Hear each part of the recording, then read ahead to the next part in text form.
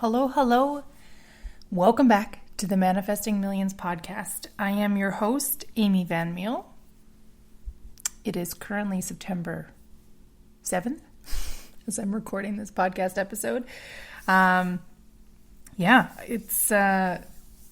It's been a wild few weeks and some very exciting weeks coming up. I am just over 2 weeks out from my wedding. I am exactly 40 years and 1 week old today. It was my birthday last week, and it was such a wonderful day. My birthday is the biggest and most important day of the year for me. I could skip Christmas and Valentine's and every possible other whatever holiday that there is in between.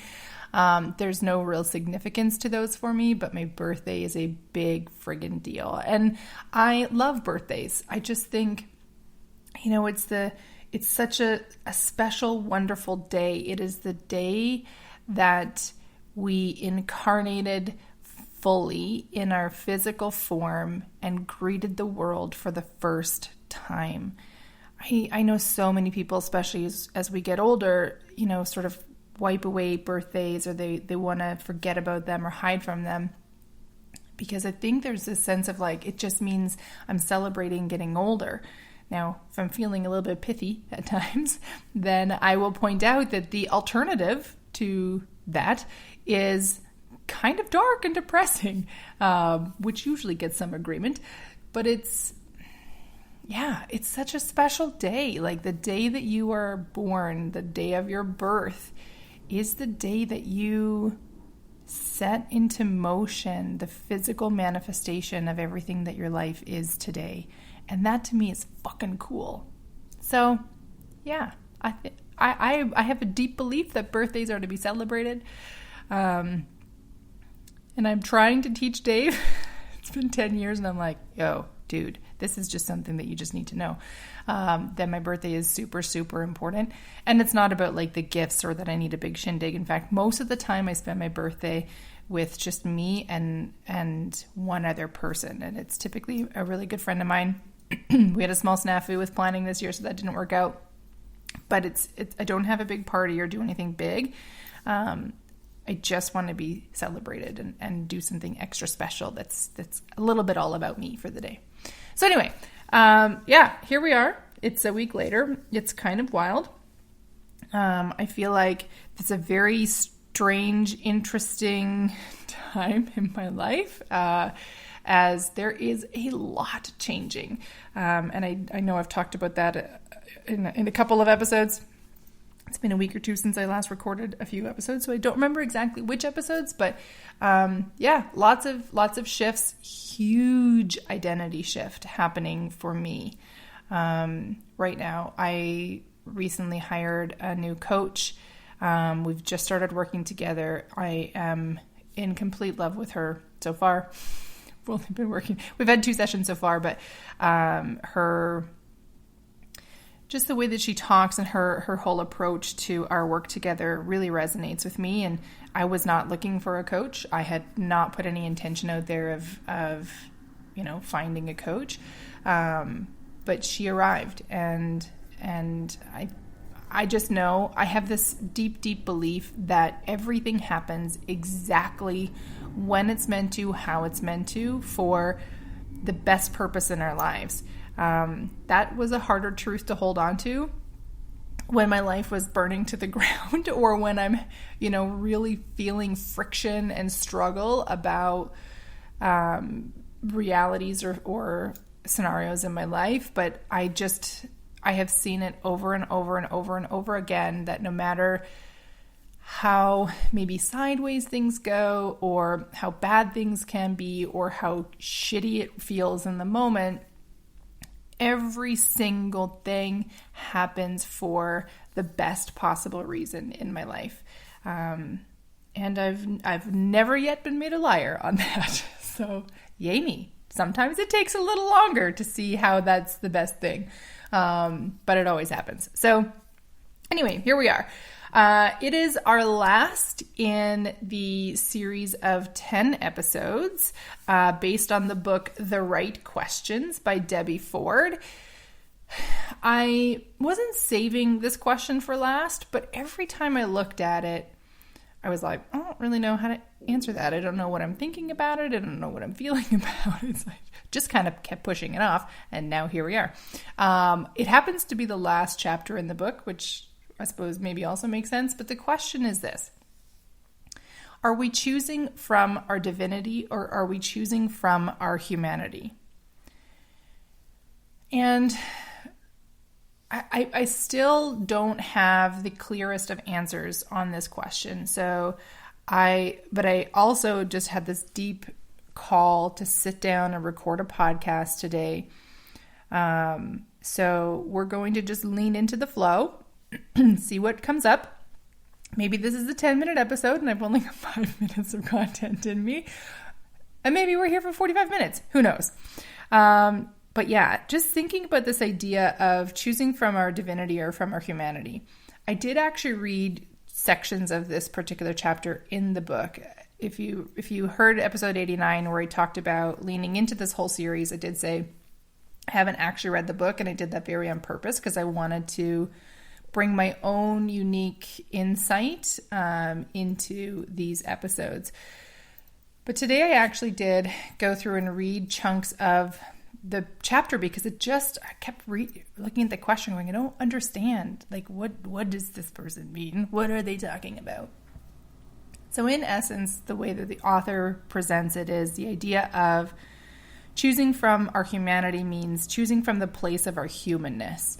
So this can be like seen as like fear or scarcity, or based on the reality that our five senses are giving us the feedback on, of like, okay, our synapses are gathering this data. This is what's true and real. Therefore, we need to make a decision based on these things. Whereas choosing from our divinity is really tapping into our highest self, into our intuitive responses and insights, and making decisions from that space. We've talked about different versions of what that can look like with a variety of different topics. And I suppose maybe the only thing that's coming through for me today is this related to this question. And it's more just a moment of reflection to go, what are you seeing in your life? What do you find is becoming your default?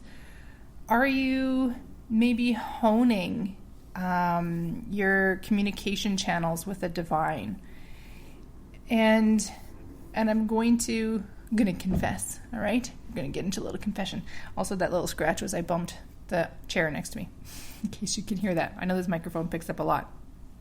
So I, for a very long time, had, like a number of years, had a morning routine where I'd get up, prep my smoothie, shower, have my smoothie, go do a meditation, and then make my coffee and go to work.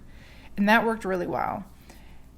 And then I was finding I was really just feeling like, okay, I need to get this meditation done. And I was going for shorter and shorter times, and I was feeling less and less inspired, and I was really struggling. I usually would listen to some kind of YouTube video, whether it's just music, which is often what I did. But I noticed I was starting to go into just guided meditations because I felt really just adrift and lost.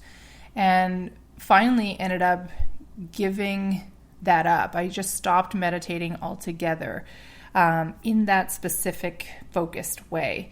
I would instead go for walks or run or, just spend some time outside staring at the sky, which sounds weird, but it's actually very peaceful and relaxing. And, contemplating big questions and kind of tuning into what's coming through. But what I've realized in the last little while is that I feel like I've a little bit not lost the connection, but it's not as crystal clear. And it's a very interesting time to have that realization because, as I mentioned, there is this massive transition happening in my life. And and really like now is the time to lean into that space to really go, okay, let's tap back in. Let's polish up those communication channels. Let's find a way to, I don't know, be open and receptive, I suppose, is the best way I can think of explaining it. While at the same time having this, it's not frantic, but this kind of frantic adjacent, I suppose, energy of we're 2 weeks out from the wedding. There was a lot of shit happening, like the calendar for September there is something on pretty much every single day. It's kind of wild. I spent almost an hour yesterday printing out labels and putting labels on like table cards and the seating chart and I'm like, this is taking longer than I thought, but also I don't know what I had thought, and kind of feeling this like concern of, oh God, there's still so much to do. Also, as a quick aside, if you ever are conversing with a bride at any point in their wedding planning, do not, I repeat, bold, italics, underlined, capital letters, do not say phrases to her that are things like, don't stress, it's all going to work out. Don't worry, there's going to be something that's going to go wrong anyway, so there's no reason to like worry about it being perfect. It's just, oh my goodness, the amount of times that I've had people say this to me, I've gotten to the point where I just want to punch them. I've been messaging with a friend who got married in May, and I was like, OMG, what is up with this? I understand people are saying this from a place of wanting to be kind and wanting to kind of like help hold perspective. I am not someone who like panics and overstresses generally. And I'm not coming into this with like a tremendous amount of like panic and stress. While at the same time, this is the biggest event that I've ever planned. It has a ton of moving parts. And on the day of, my intention is to be in the day, right? The moving parts are all going to be figured out and set in place, but it does mean that we're leaning on others. We don't have a wedding planner. How our meal is coming together is different than I had originally anticipated. It's going to be small and intimate, but also require some like audience participation. And all of our friends and family are super happy to lean into that, but like, to say that there is no stress would be an absolute lie. To say that I haven't wanted to punch in the face most of the people who are like, Amy, stop stressing out, it's going to be fine, would also be a lie, because I'm just like, there's a lot going on here. And also, by the way, it's okay to feel some stress. It's a big day, it's an important day, there's a lot of people that are going to be there. At my most cheeky times, I wanna say to the people who are like, it's all going to work out, just, the day of, okay, well, you all said that it was all going to work out. So you're going to figure out how everybody's getting fed, and you're going to figure out how everything's getting set up. And, none of you thought about those things? Right. Because despite your trying to make me feel better, all of these things had to be figured out. Anyway, excuse my little rage moment. But yeah, so just keep that in mind. If you're ever talking to brides who are in wedding planning mode, or grooms, could be grooms as well. It's not restricted just to brides. Instead, listen to them, if you genuinely are going to help or want to help, offer to help, maybe give examples of how you could help. That was one of the struggles, is that, so for me, this is turning into a wedding episode, which is not my intention. For me, most of my friends and all of my relatives and a good portion of just sort of my loved ones don't live with like anywhere near me. Like some of the closest would be like 3 hours away. So there's a desire to help, but like, how do they help, right? They can't go with me to the rental place, or and suppose the other side of things is like, it feels weird to just call them up and be like, oh my God, I'm like stressing out about these table cards, because they're eventually going to go, well, what is it that you want to do? And I don't know, which is why I'm stressing out.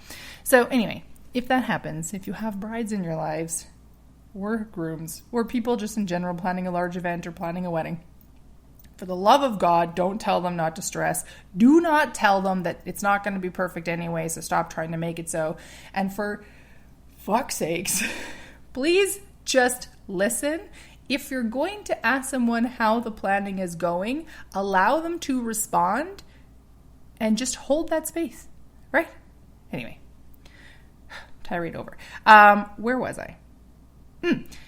I was talking about communicating with the divine. I'll get back to my thread here in a moment. So, I missed you all. Just as a quick aside, even though I realize this is very much a one-way conversation where you're just stuck listening to my voice. I suppose stuck is wrong. If you didn't want to listen to me, you wouldn't be here. But I have missed the space of connecting with you in the form that this is showing up in. So thinking about, polishing up those communication lines and all of the pieces that are coming up, because there is so much on the go and there's a lot of movement at play related to the job that I have currently, working on building this business. Like there's a lot of, it kind of feels like I'm playing chess on like 4 different boards, and I'm not a great chess player. Like it's a lot, and it's difficult to kind of like, do any of them really well, which is very frustrating when I'm someone who wants to do well, and that's very important to me. So then what naturally happens is the stuff that feels extra falls to the wayside.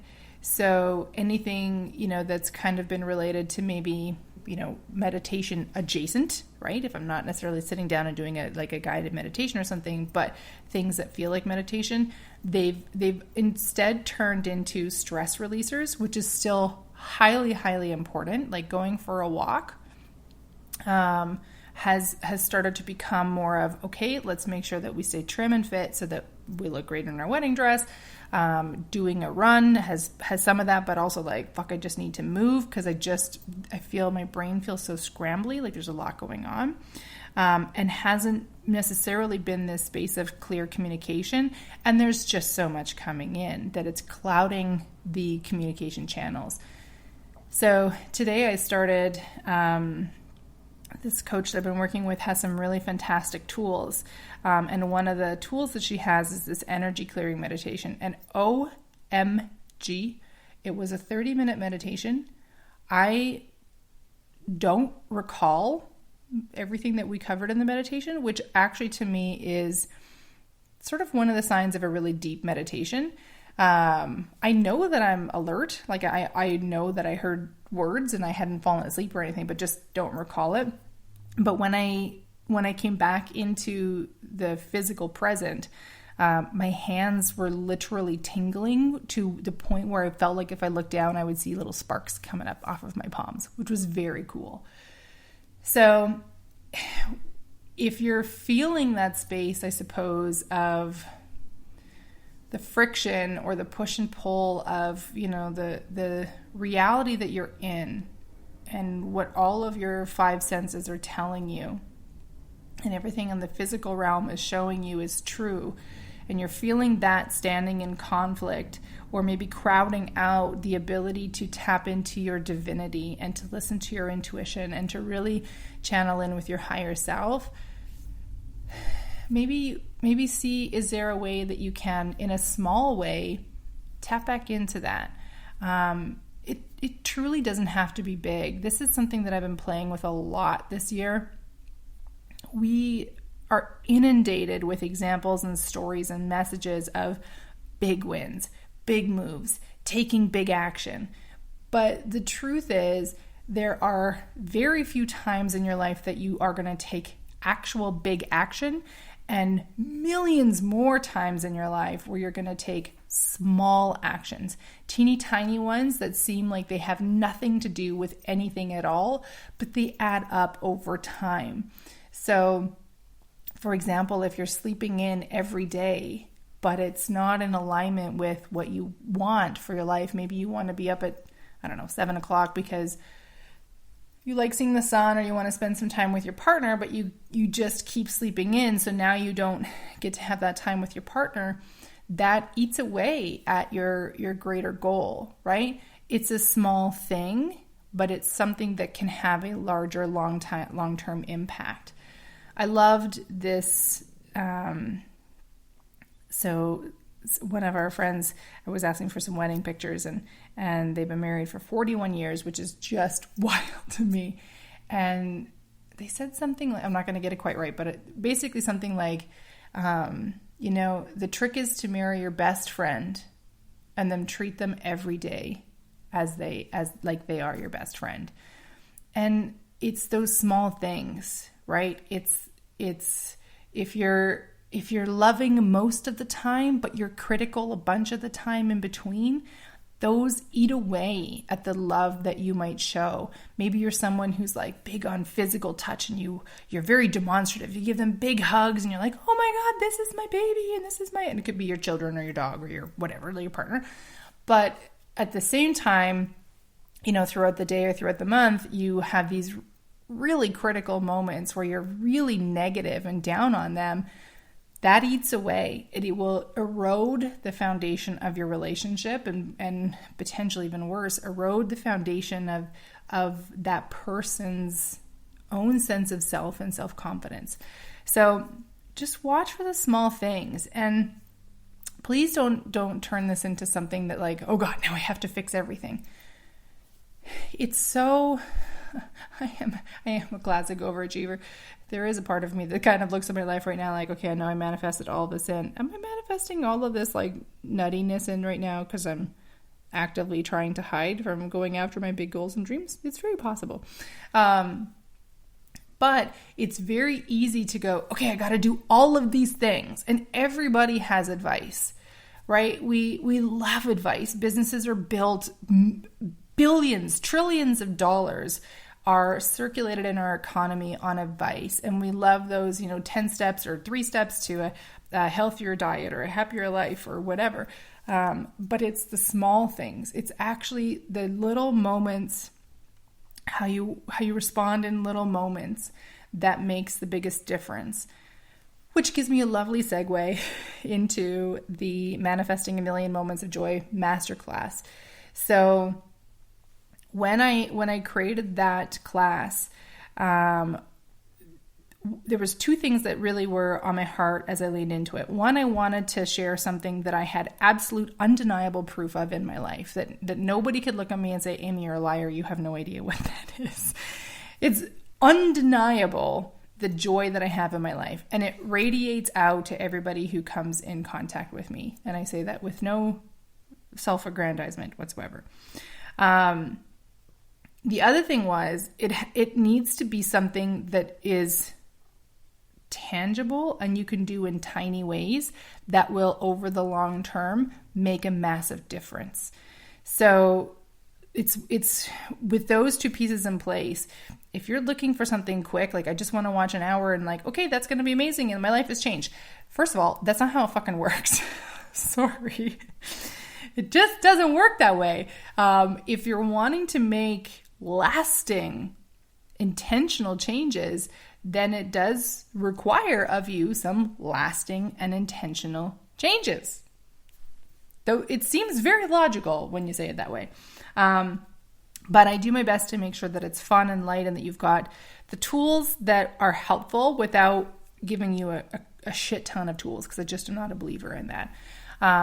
So if you're really wanting to, if you're kind of looking at your life right now going, maybe, here's the thing, maybe your life should feel joyful. Maybe you're feeling very much like, I should be happy. There's so much good in my life, but I feel like fucking shit. Almost all the time. I have moments where I feel happy. Definitely when I'm out seeing people, I have to make sure people are like, how are you? I'm great. Life is great. But you don't actually feel that. If that does not actually feel true to you, my hand is up, because that was my reality a few years ago, then come join the masterclass, because it is not actually about what our outward life looks like. So here's the thing. as much as like there are parts of my life, I wouldn't say any parts of my life feel like they're on fire right now, but I do feel like there's a lot happening. And some things are really joyful, some things are fucking painful as hell, and there's a whole bunch of things in between. But no matter what each situation bears, I feel joyful every day. Maybe not all the time every day, but every day. And over the long term, as I navigate through challenging times and challenging seasons of my life, that foundation of joyfulness stays consistent, and I can tap into it, and I know how to feed it and build it and grow it, and that radiates out. So even when I'm having a fucking shitty ass day, I still have this foundation of joy, and that makes a world of difference. It makes an enormous difference in how I approach challenging times, or even just going to the frickin' doctor's office. Like, let's be real, not everything is joyful, but if you can build this foundation of joy and you can start to play with that in your day-to-day, then you start to really build this deep reservoir of happiness and fun and joyfulness. And it doesn't, it can look like anything because it depends on you and your personality, but it doesn't have to look like this big, there's always fireworks happening, everything's always hunky-dory all the time, people always think that I'm happy. It doesn't have to look like that. It can, if that's what resonates for you. But yeah, so all that to say that if that's what you're after, if you're ready for, like, fuck Amy, show me how I can start to create more consistent joyfulness and happiness in my life, come join the masterclass, like, for reals. You get lifetime access when you sign up. You get instant access to what the masterclass and the workbook and everything that's in there right now. And I know that I will continue tweaking and adjusting and expanding and tightening and like just making it better and better and better over time. And you never have to pay again. You buy it one time, you get it forever. So yeah, get in there. That's my marketing plan. There you go. You're very welcome. Okay. I trust/hope that this episode landed where it needed to. I know we kind of went all over the map today. Thank you for taking the journey with me. If you're still with me, thank you so much for tuning into the podcast.